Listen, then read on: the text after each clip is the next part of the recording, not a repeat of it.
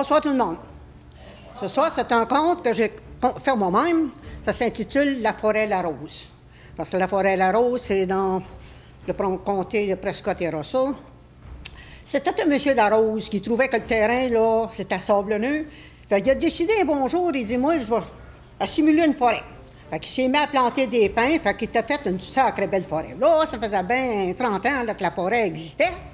Il s'était engagé un monsieur Urtubise. Puis ce monsieur Urtubise-là, lui, c'était lui qui s'occupait de la forêt, que ça marche bien. Mais là, entre-temps, il était dehors un bon matin. Il regardait passer les outardes qui sommenaient.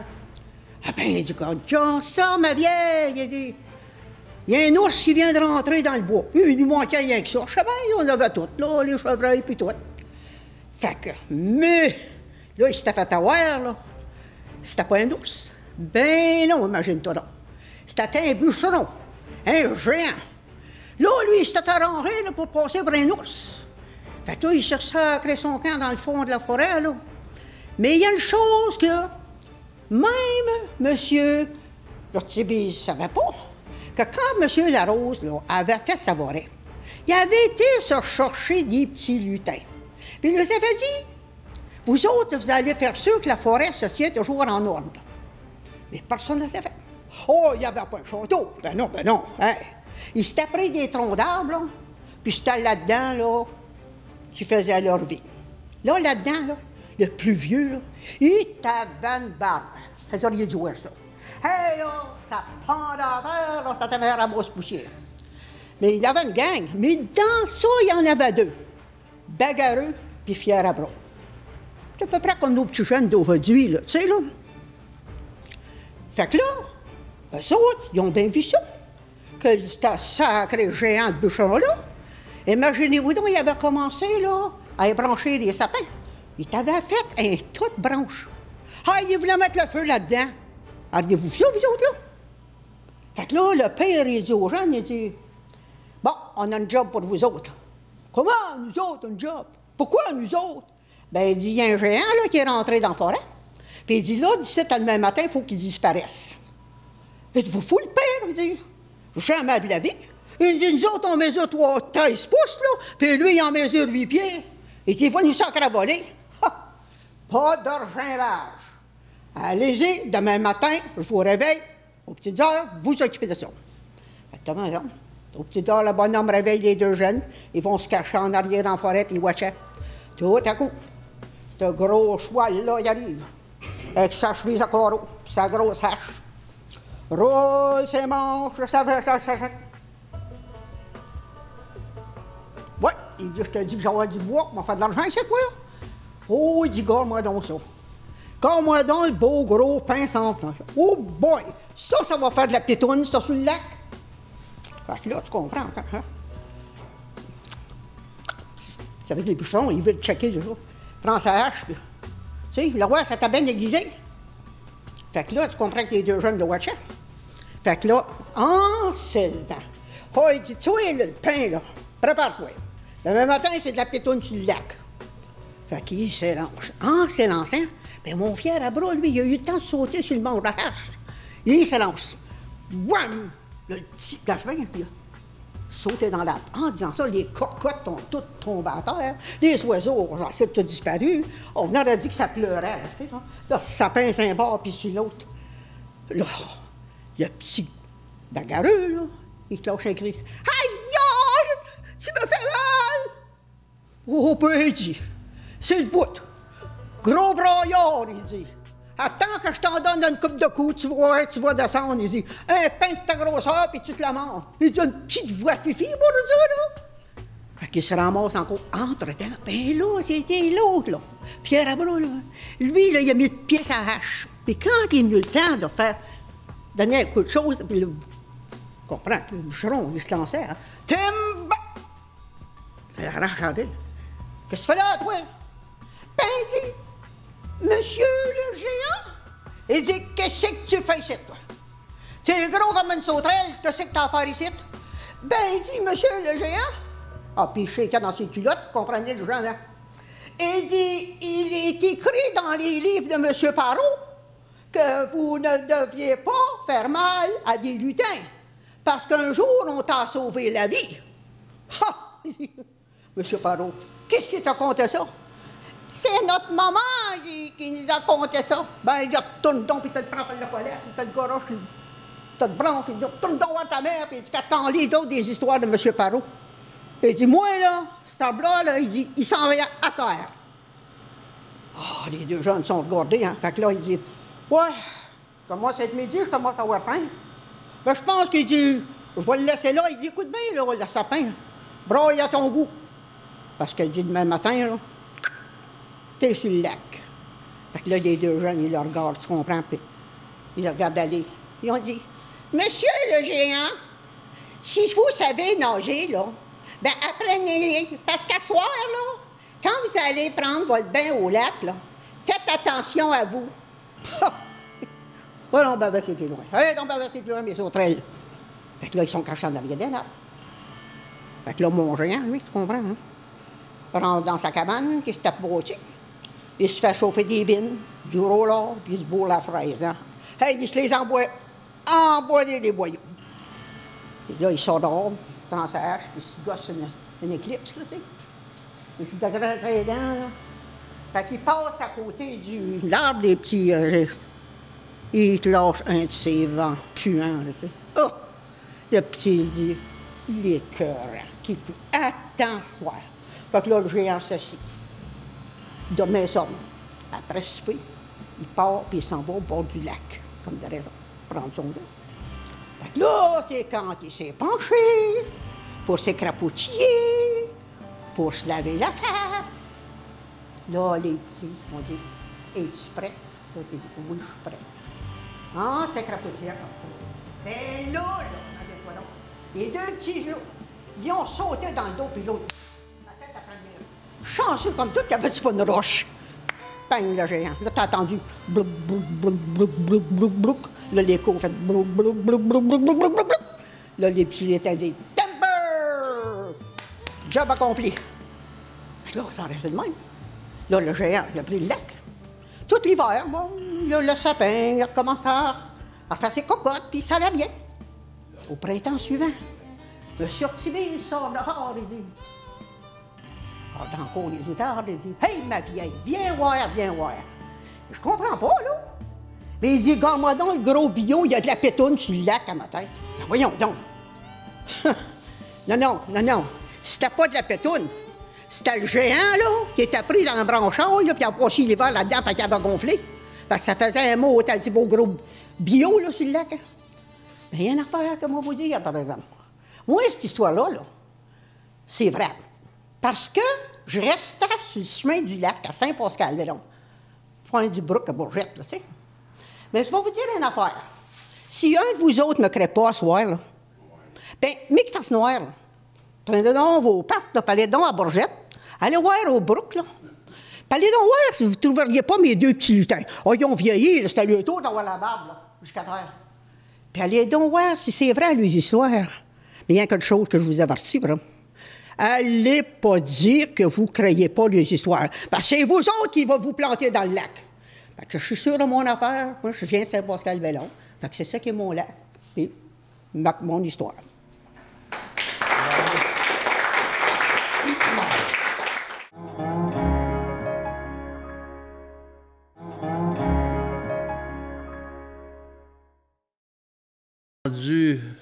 Notre deuxième participant, notre conteuse, Lorraine Janson, qui va nous parler de l'héritage des petits cochons.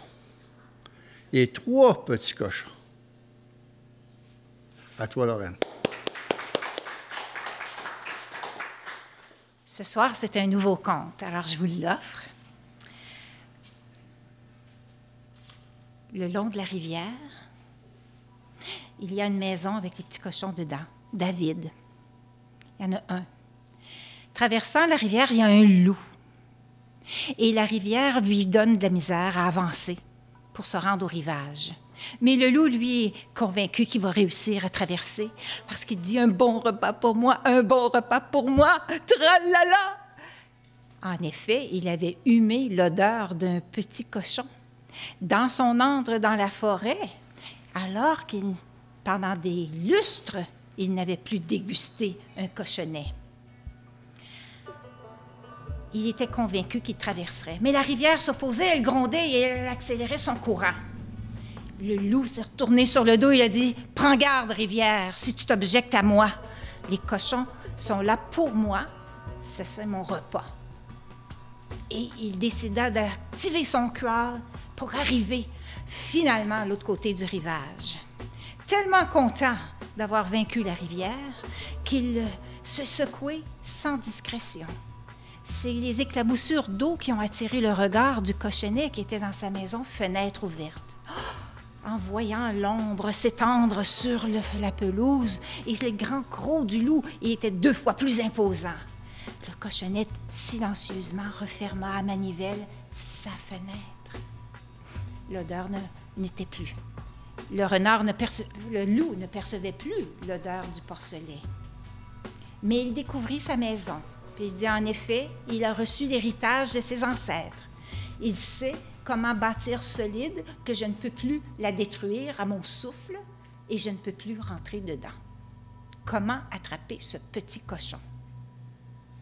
Il marchait le long de la rivière et il se souvenait de son opposition. Il insulta la rivière. Il dit, « Rivière, toi, ta vie est ennuyeuse.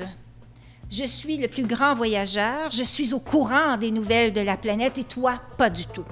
Toi, t'es pire ta vie que celle d'un train. Un train est illimité à 2 rails qu'il doit suivre sa voie, comme toi, ton lit d'eau.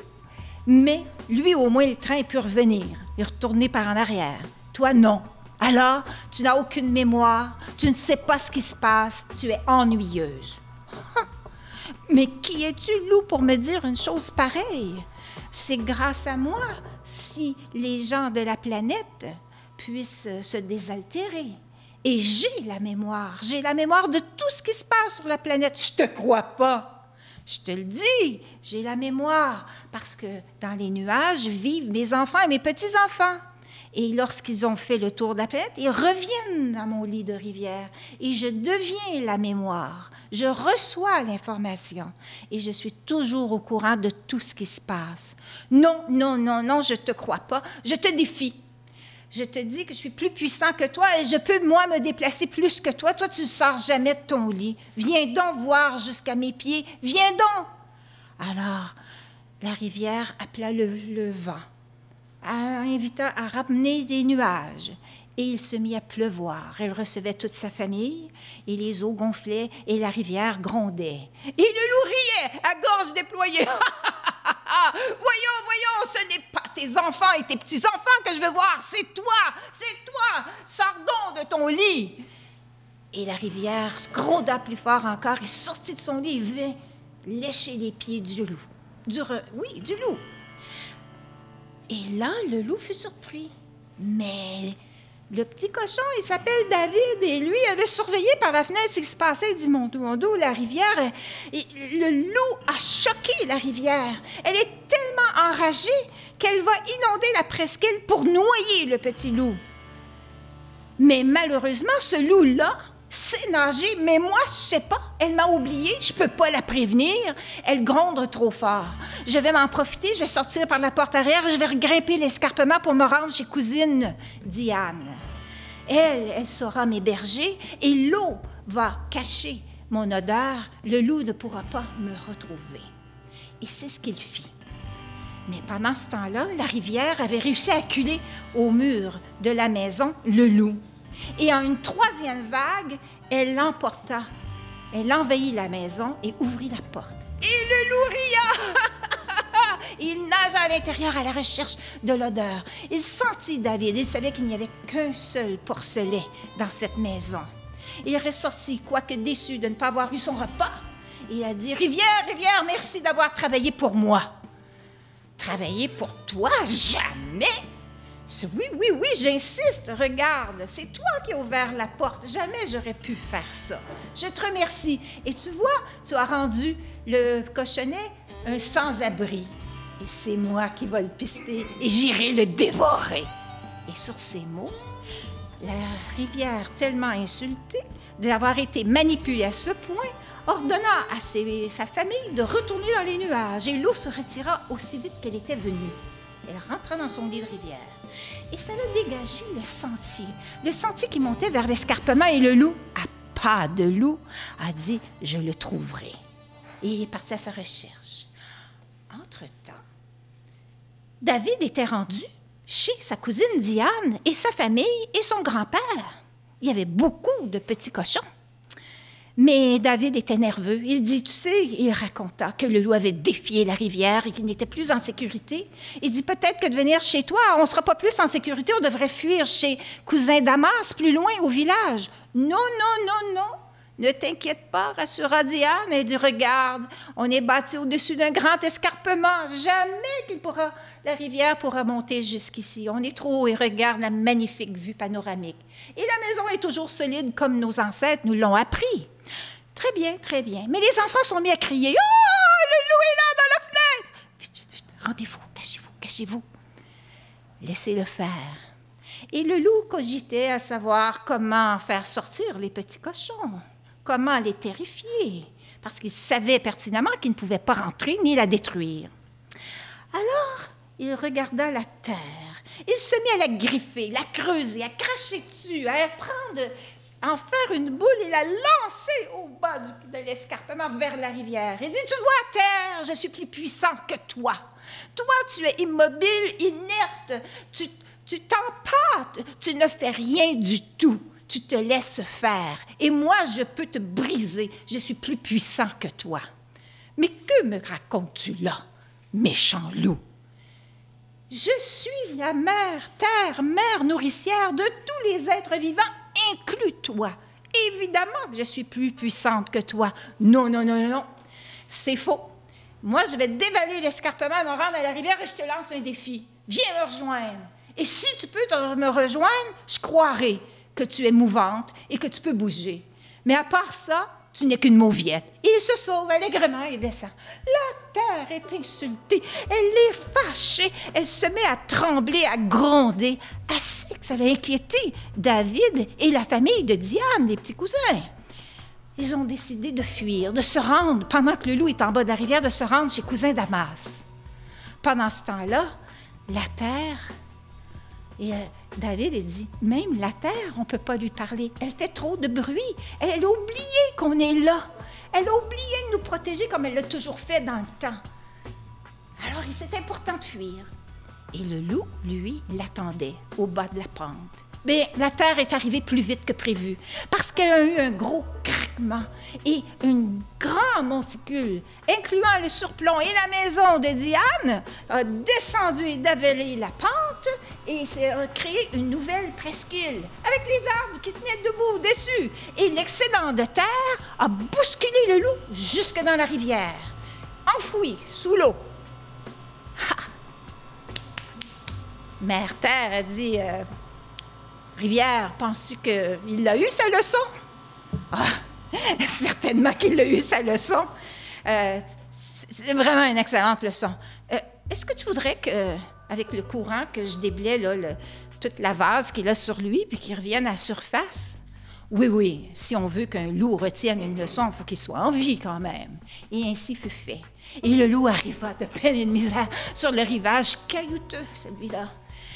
Puis, malgré les souffrances qu'il a subies, il a regardé la maison et la porte était ouverte. Hurrah, hurrah, j'ai réussi! Et il entra dans la maison. Mais les petits cochons n'étaient plus là, mais il sentait toutes les odeurs. Il disait, oh, quel festin! J'aurais pu faire des fêtes et des fêtes de repas délicieux. Tellement que y avait de petits cochons dans cette maison. Il est ressorti et il dit, Terre-mère, je vais aller chercher les petits cochons. Je te remercie d'avoir travaillé pour moi. Mais non! Je n'ai pas travaillé pour toi. Si, j'insiste. Regarde, là, ils sont nombreux. Ils sont des sans-abri. Ils sont partis vagabonder. Et je vais les trouver et je vais les dévorer. Et il s'enfuit et regrimpa l'escarpement en direction du sentier des petits cochons. Rendu chez Damas, David et Diane expliquaient les stratagèmes du loup, ses guet-apens d'avoir insulté la rivière et la terre et les avoir défiés. Il dit, il faut fuir, il faut prévenir tous les gens de ton village. Il faut qu'on quitte. On ne sait pas comment combattre ce loup. Il est terrible et nos vies sont en danger. » Mais Damas dit « Non, non, non. On n'a pas besoin. Ici, tu es arrivé dans un village où tout a été planifié d'avance. Nous avons tout un milieu écologique, priorité à la terre, tous nos systèmes de transport sont dans les airs, et nous avons des maisons intelligentes, et le village a aussi tout son système électronique intelligent, et des caméras partout. Alors, comme ça, on va pouvoir suivre le loup.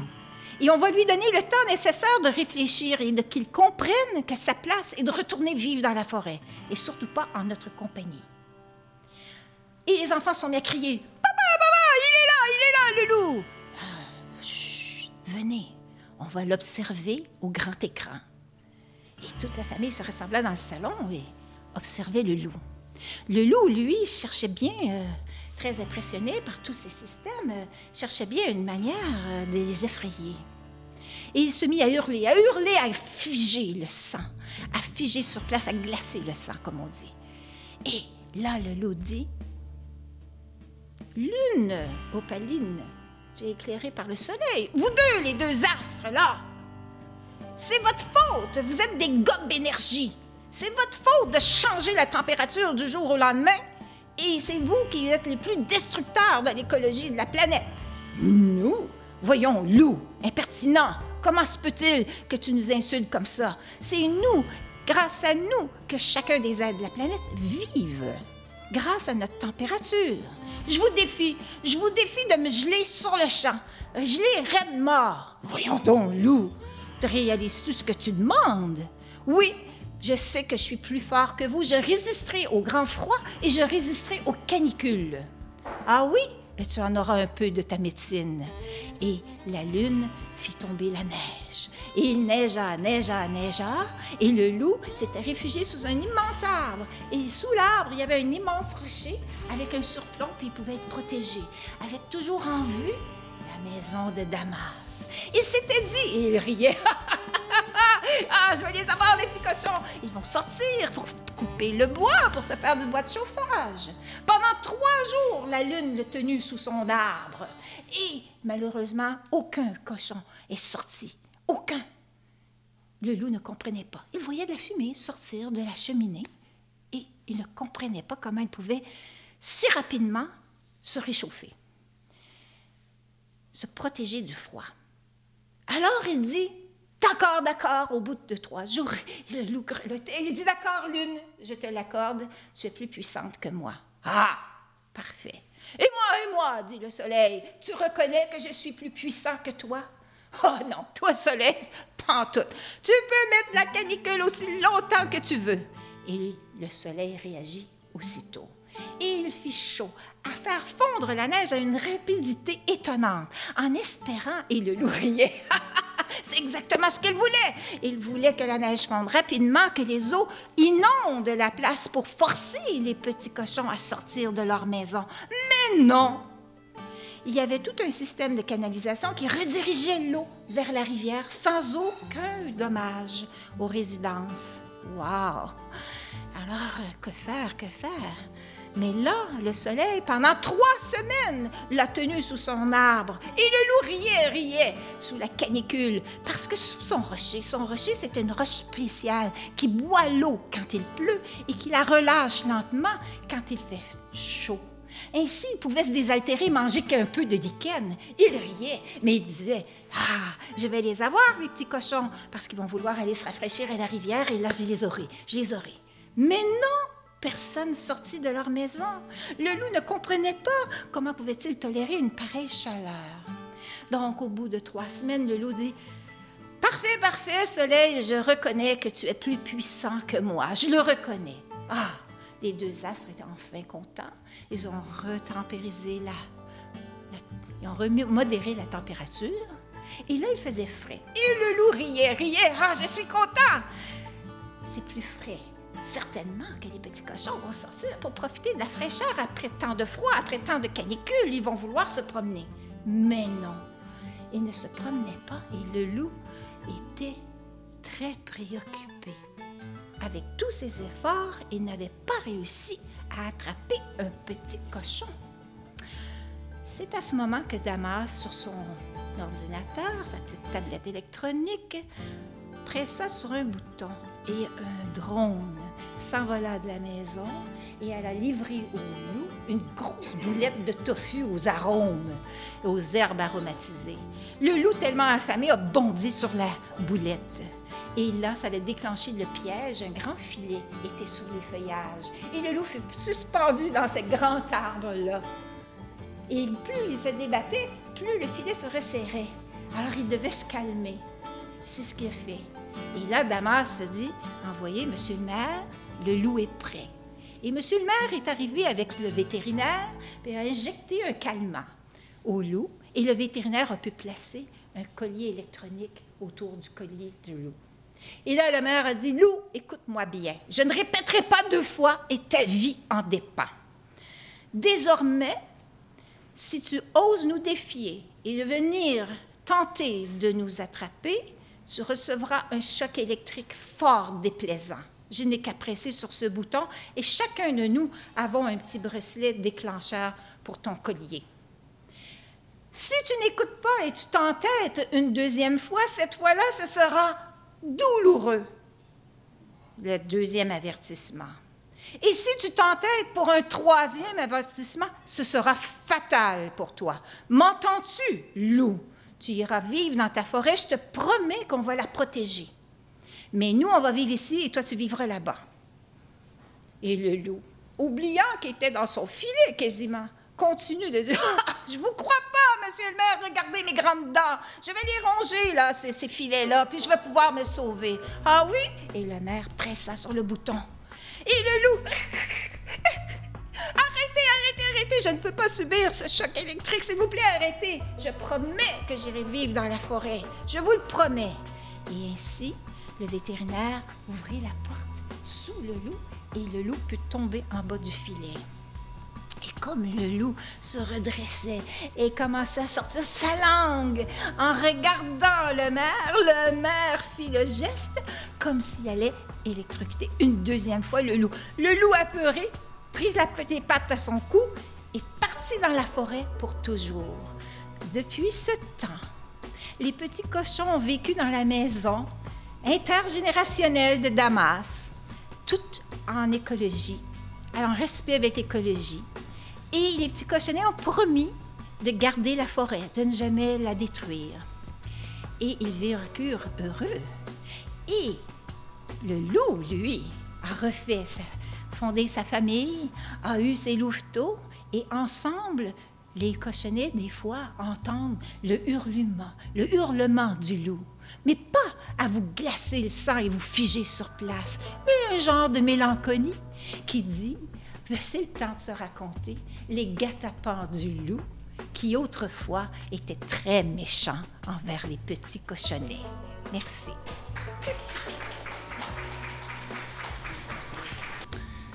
Et voilà, ça se termine notre émission pour aujourd'hui. Merci beaucoup au conteur. À la prochaine.